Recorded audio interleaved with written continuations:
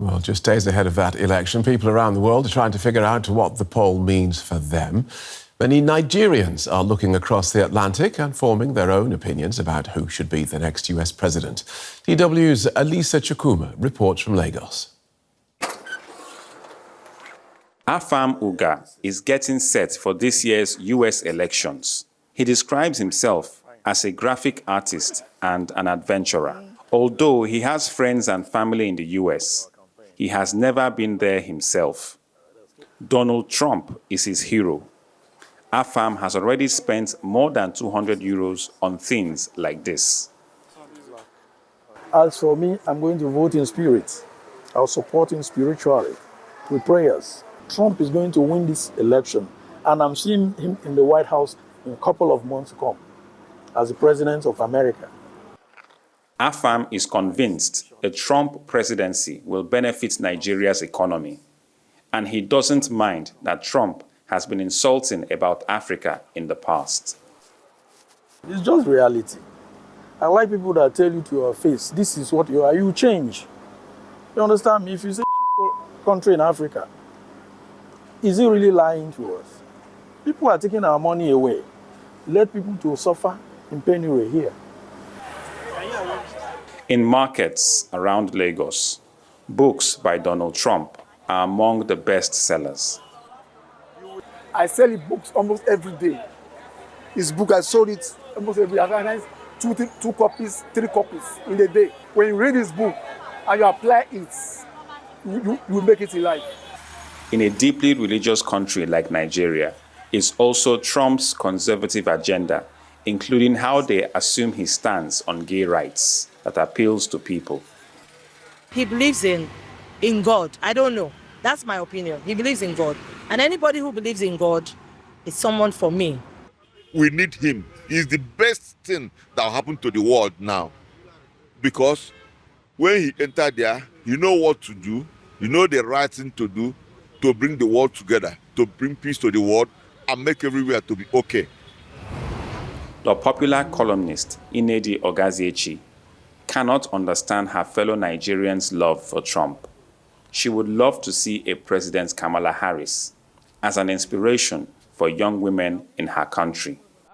If she becomes the first American female president, that's beyond every other economic, political, or spiritual powers that America wields, would send profound political and economic message to the rest of the world. Afam is determined to show his devotion to Trump.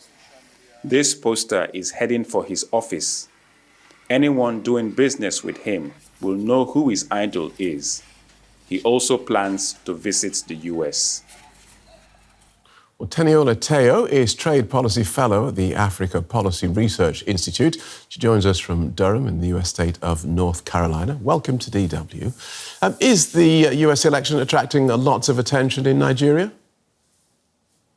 Well, it is attracting some attention, which is quite interesting because at the moment, there's lots of domestic policy issues going on in Nigeria, from the inflation to the economy to unemployment. But then, yes, the elections are definitely attracting some attention, as we've just seen. And which of the leading candidates do you think would be better for the country?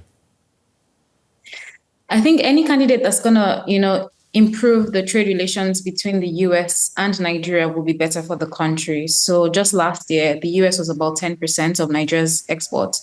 So that means that 10% of Nigeria's exports were headed for the US, although this was mainly oil and gas. So it's a very important market for Nigeria, and we would not want any candidate that would probably maybe put in trade barriers in there or even travel restrictions, as has happened in the past. So I'd say that any candidate that makes Nigeria/Africa a priority as far as investments, as far as trade, as far as economic growth support goes, will be better for Nigeria. And do you see any indication of that from either of those candidates? Well, I mean, it's still very early days.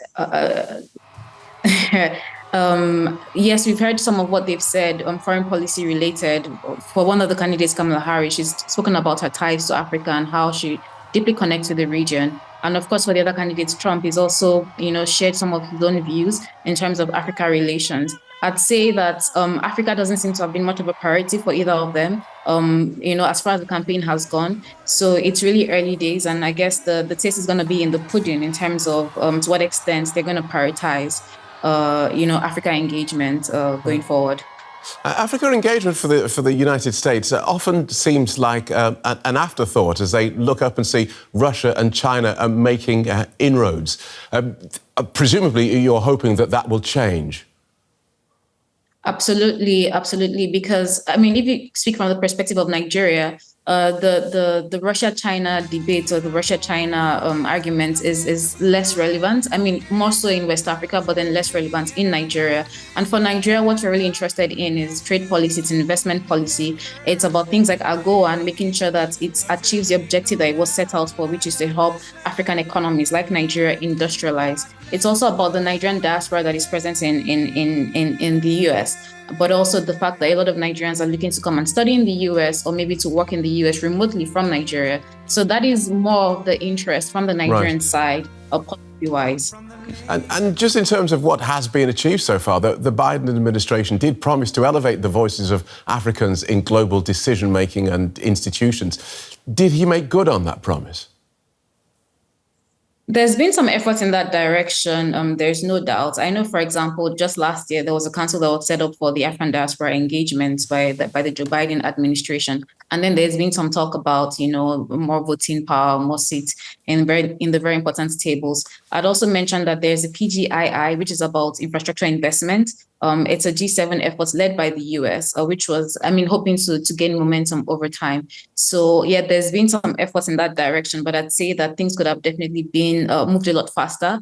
And we hope that whoever comes in next is going to increase momentum as far as that goes. OK, thank you for joining us, Teniola. Teniola Ateo with the Africa Policy Research Institute.